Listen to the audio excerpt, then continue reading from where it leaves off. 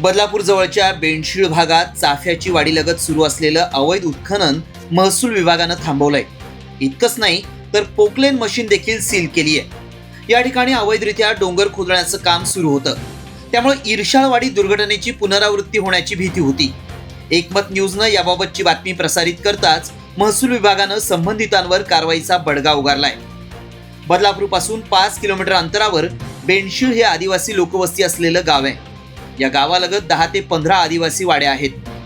इथल्या चाफ्याची वाडी या पाड्यालगत असलेला डोंगर कोणतीही परवानगी न घेता खोदण्यात येत होता. काही भूमाफियांनी पोकलेन आणि जेसीबीच्या सहाय्यानं हा डोंगर भुईसपाट केला. तसंच शेकडो झाडांची कत्तलही केली.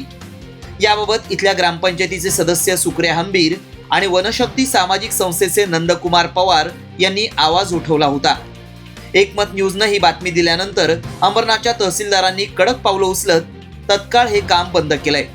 तसंच जेसीबी आणि पोकलेन मशीन सील करून संबंधितांवर कारवाई सुरू केली आहे. चापेवाडी तारवाडीच्या मागे जो डोंगर झाडे तोडण्यात आले होते, उत्खनन काम चालू होतं, त्या ठिकाणी वनशक्तीचे नंदकुमार पवार तसेच ग्रामपंचायत सदस्य यांनी त्या उत्खननावर ॲक्शन घेतली होती. तर त्या ॲक्शन घेतल्यानंतर तहसीलदार यांनी त्या ठिकाणी त्वरित निर्णय घेऊन त्या ठिकाणी उत्खनन झाडतोडी पूर्ण बंद केलेलं आहे आणि त्या ठिकाणी सील केलेलं आहे.